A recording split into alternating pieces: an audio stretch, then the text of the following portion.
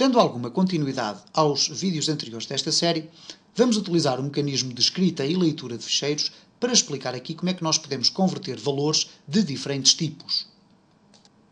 Vamos então dar sequência aos conhecimentos adquiridos nos vídeos anteriores sobre escrita e leitura de ficheiros para explicar aqui um bocadinho também como é que nós podemos utilizar os mecanismos de conversão de valores entre diferentes tipos.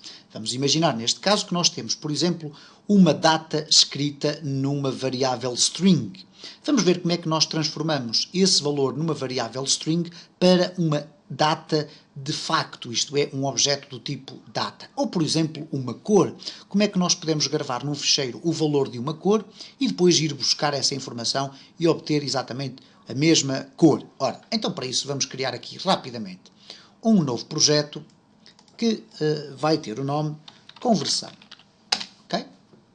Vamos aqui colocar neste nosso formulário dois botões. Um vai ser utilizado para gravar informações para um ficheiro e o outro vai ser utilizado para ler informações para um ficheiro.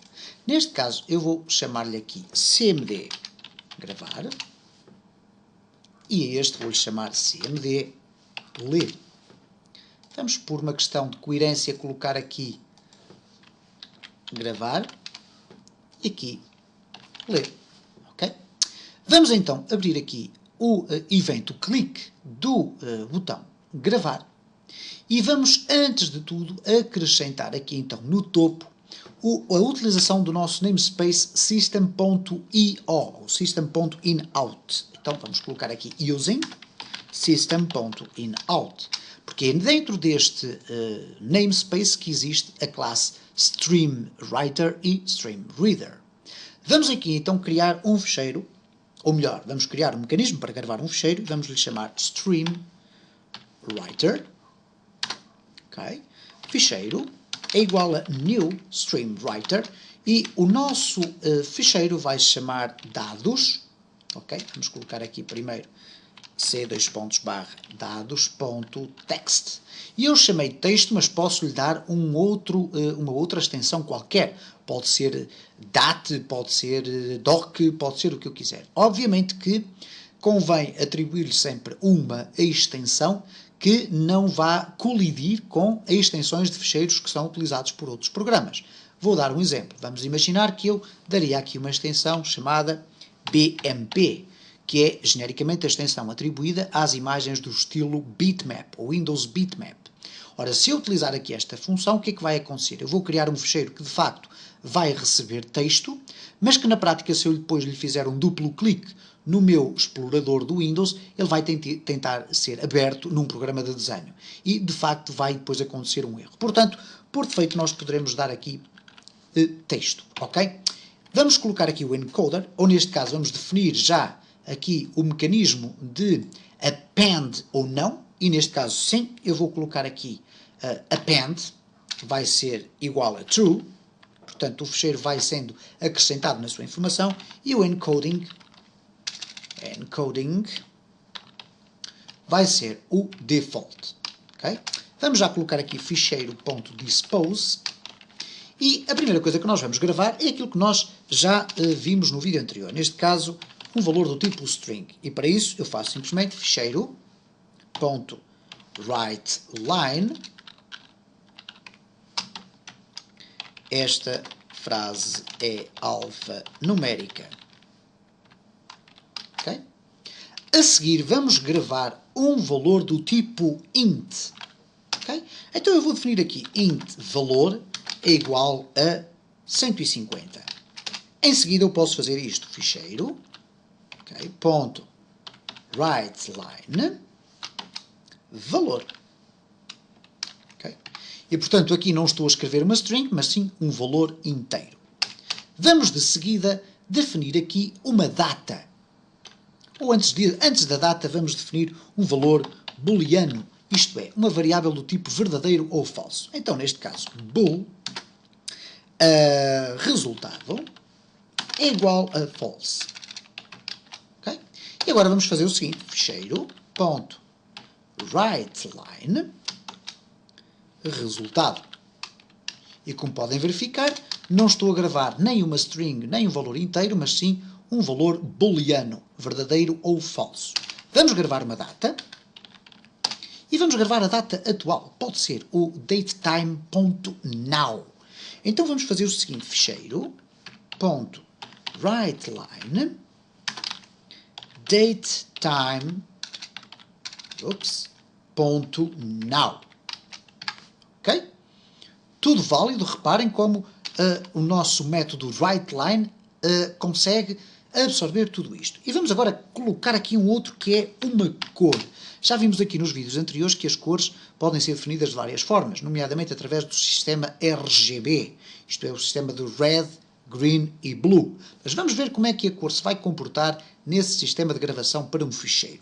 Então eu vou definir aqui um color, cor, é igual a new color, e vamos fazer a partir de um RGB, ok? Vamos colocar aqui não um new color, mas sim um color.from ARGB e vamos definir aqui, por exemplo, um amarelo. E para definir um amarelo nós colocamos 255 de vermelho, 255 de verde e 0 de azul, ok? Eu já conheço estes códigos de cor e com algum treino vocês também conseguirão chegar lá. Ora, neste caso então vamos fazer ficheiro .writeLine e agora vamos escrever aqui cor, ok? E vamos ver se ele aceita exatamente isto, ok? Vamos executar. Vamos ver se não há nenhum erro. Vamos clicar em gravar e aparentemente o código foi executado com perfeição. Vamos verificar o que é que aconteceu então aqui. É este ficheiro que estamos a falar. Vamos fazer aqui um duplo clique e reparem o que é que aconteceu. Bom, temos aqui uma informação muito interessante, que é o seguinte. Temos a nossa frase, correto? Temos o nosso valor inteiro. Temos o false, que é a nossa variável booleana. Temos a nossa data, que era do datetime.now. E na nossa cor temos aqui esta coisa estranhíssima, que é color. E depois, entre parênteses retos, o A, que é o alfa, que neste caso é 255 porque não foi definido. O 255 que aqui está significa opacidade total. E depois temos o red, o green e o blue. Muito bem. O problema aqui é que eu não quero que este valor seja guardado desta forma. E já vão perceber porquê. Vamos tentar fazer aqui uma grande cambalhota neste código. Isto é, vamos ler o código aqui neste evento click. Vamos então criar aqui um stream reader, ficheiro também, é igual a new stream reader. Vamos buscar então o caminho do ficheiro que pretendemos ler, dados.txt, e vamos definir aqui o encoding, encoding.default. De seguida vamos fazer um dispose, neste caso ficheiro.dispose, para deitar fora o ficheiro. Ora, o que nós vamos agora pretender fazer aqui é utilizar a mesma sequência. Neste caso temos uma string, um inteiro, um booleano, uma data e uma cor. Okay? Eu vou explicar aqui o que é que nós podemos fazer para não andarmos aqui sistematicamente para cima e para baixo. Seria interessantíssimo que o nosso Visual Studio tivesse um mecanismo em que nos pudesse dividir aqui a janela a meio e estarmos a trabalhar aqui em baixo e estarmos a circular em cima, correto? Muito bem. Temos aqui este espaço e tem aqui este separador. Vamos fazer aqui um duplo clique e reparem o que é que vai acontecer. Vamos ter aqui então um espaço superior onde nós podemos circular e aqui em baixo um espaço inferior onde podemos circular também. Obviamente que eu posso colocar aqui, estamos a ver exatamente a mesma informação, mas neste caso eu quero concentrar aqui a parte de baixo neste meu espaço inferior e aqui na parte de cima, para não perder aqui a sequência de valores, vou colocar aqui na string. Ora, muito bem, o que eu vou fazer então é o seguinte. Vamos fazer aqui o carregamento da informação para cada um destes tipos que aqui foram definidos. Neste caso eu vou definir aqui uma variável string, que eu vou chamar A, porque por ser a primeira, vai ser igual a ficheiro.readLine. E como readLine é do tipo string, não vou ter qualquer problema em assumir que a primeira frase carregada vai ser carregada de forma corretamente para a variável do tipo A. No entanto, vamos verificar agora se eu tiver um valor inteiro, int, que é a variável B, vai ser igual a ficheiro.readLine. Dir-me-ão, bom, isto poderia ser automaticamente convertido de um texto do tipo string, ou uma variável do tipo string, para um valor inteiro. Mas de facto não é. Ora, então temos aqui duas formas de podermos converter este valor do tipo string para um valor do tipo int. Uma das formas é utilizar o seguinte código. Eu vou aqui apagar e vou escrever de novo. int.parse, okay? Sendo que o parse significa exatamente isto, converter uma representação de string para um número de 32 bits, okay? Para um número bastante grande. Então, neste caso, parse, e quando eu vou abrir aqui os parênteses, eu vou poder colocar a minha string. Ora, a minha string vai ser pescada, neste caso, a partir do fecheiro .readline. Então vamos fazer fecheiro .readline e vamos ficar ali com a conversão feita. O que quer dizer que se o valor de facto for um valor inteiro, o valor que está carregado aqui no fecheiro, e neste caso na segunda linha, e é um valor numérico, ele vai ser carregado corretamente para a variável b. Se por acaso na segunda frase nós tivéssemos uma letra ou um texto, o mais certo é termos aqui então um comportamento que é desajustado. Normalmente dará um 0, ou dará um -1, ou poderá converter o número da letra em código ASCII, etc. É uma experiência que nós poderemos fazer daqui a pouco. Vamos aqui carregar agora em seguida o valor booleano, ok? Portanto, temos aqui a nossa string, temos aqui o nosso valor inteiro, a seguir ao inteiro vem o booleano, que é o verdadeiro ou o falso. Booleano.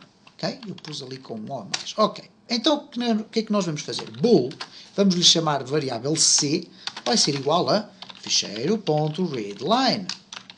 E como podem reparar aqui, nós temos o valor false. Está lá escrito false, mas este false, apesar de ser um valor do tipo texto, ele não pode ser atribuído diretamente à variável booleana C. Poderemos fazê-lo da seguinte forma. Bool.parse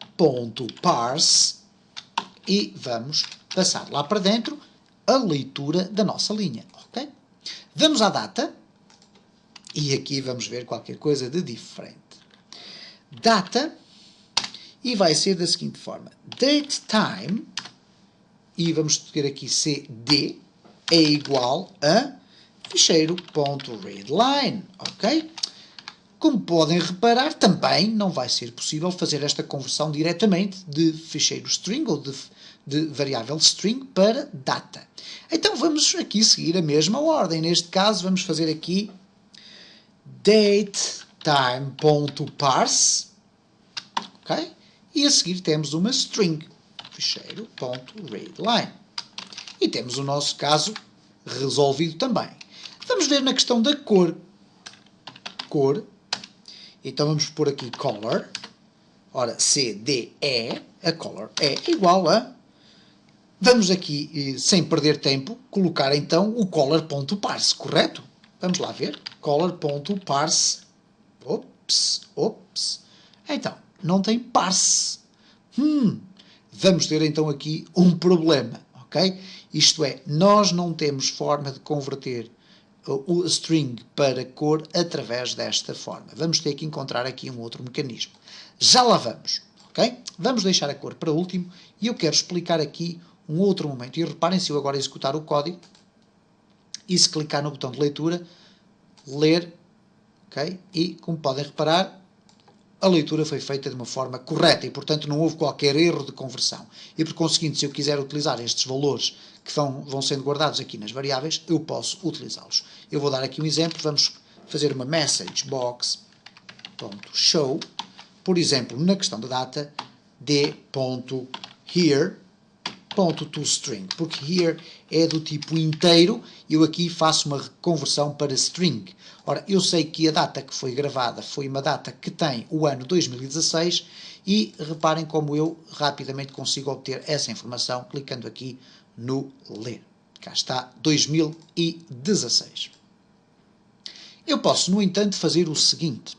Eu posso utilizar um outro mecanismo para conversão. Neste caso, utilizei aqui, no caso do inteiro, este int.parse. É uma forma correta de o fazer, mas poderia também fazê-lo da seguinte forma. Int b é igual, e agora reparem o que é que eu vou utilizar.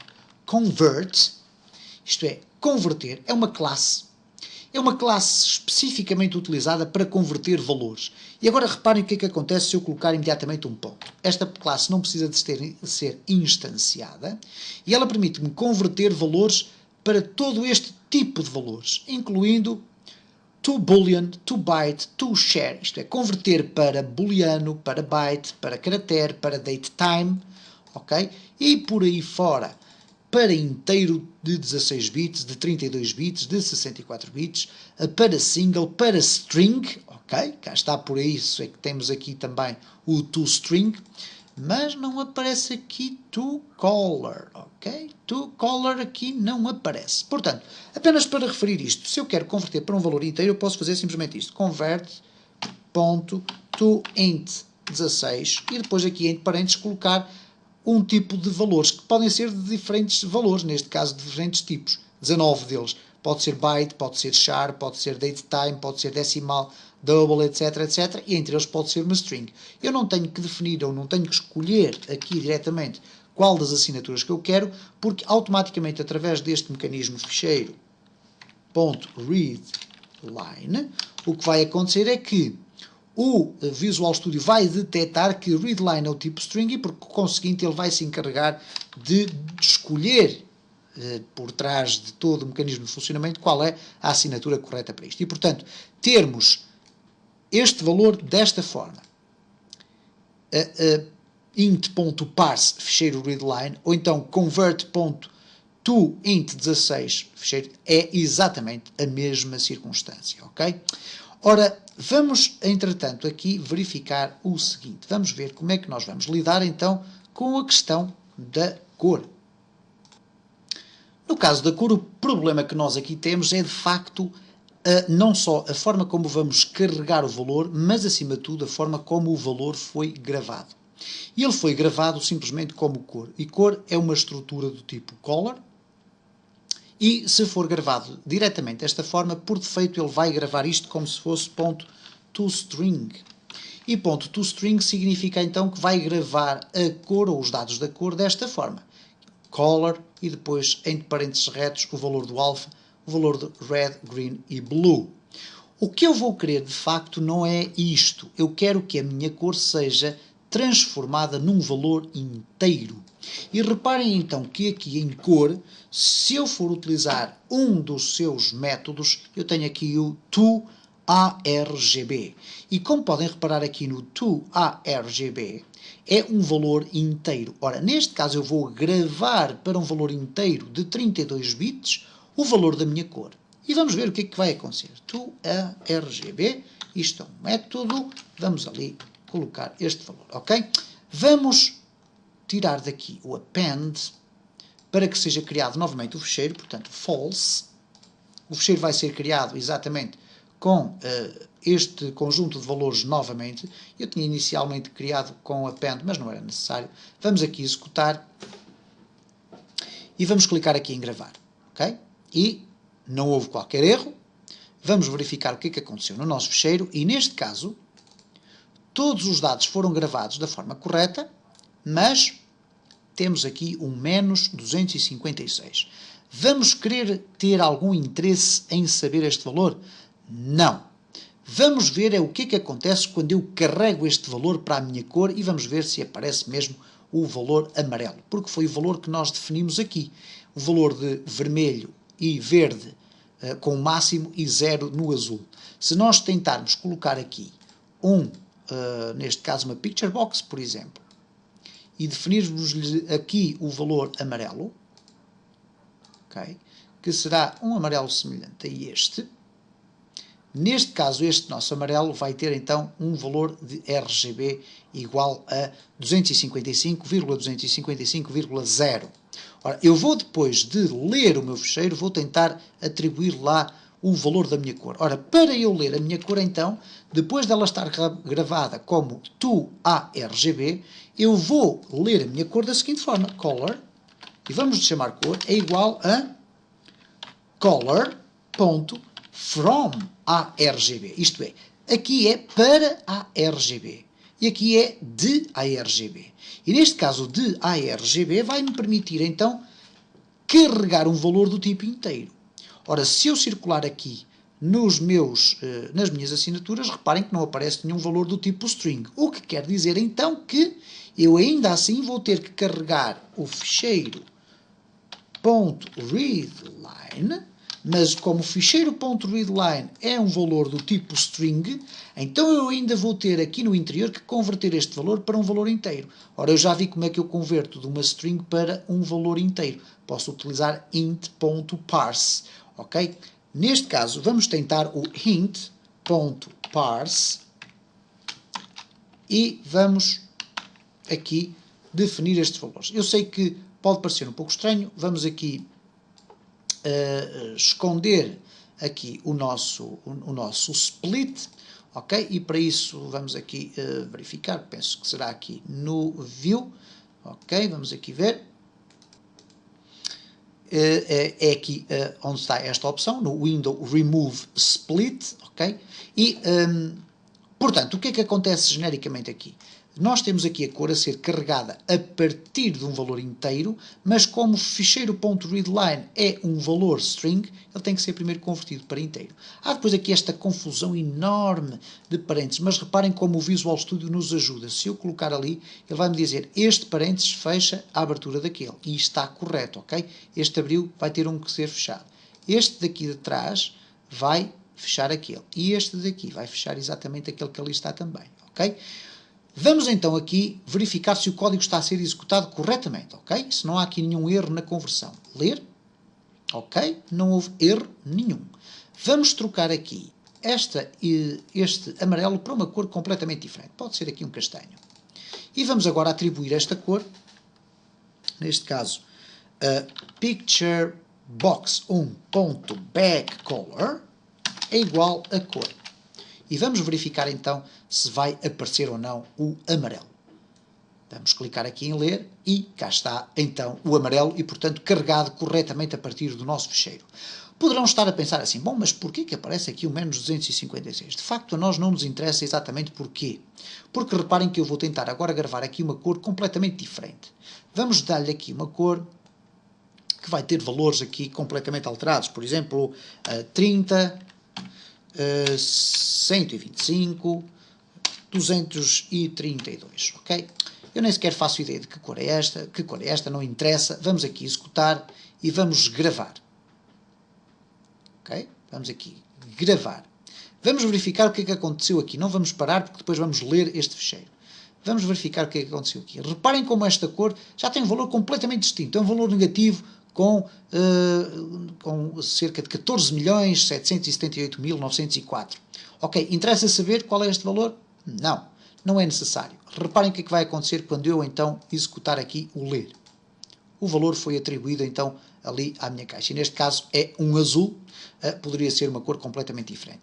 Mas, portanto, serve este vídeo então para explicar que existe então este mecanismo de conversão de valores, e por isso é que nós fomos utilizar aqui strings que foram abertas a partir de um ficheiro, para serem transformadas quer em variáveis de tipo inteiro, em variáveis de tipo booleano, em datetimes e em cores. Existem muitos mecanismos para nós alterarmos os valores de uma variável. É fundamental percebermos isto, porque muitas das vezes vamos estar a querer apresentar em texto um valor inteiro, vamos querer transformar um valor de texto numa data, vamos querer transformar uma cor num valor de texto, etc, etc. E, portanto, o C# contém todos estes mecanismos e, à medida que formos desenvolvendo novos projetos, vamos introduzindo estes mecanismos e, se alguns forem novos, nós vamos falar sobre eles nessa altura.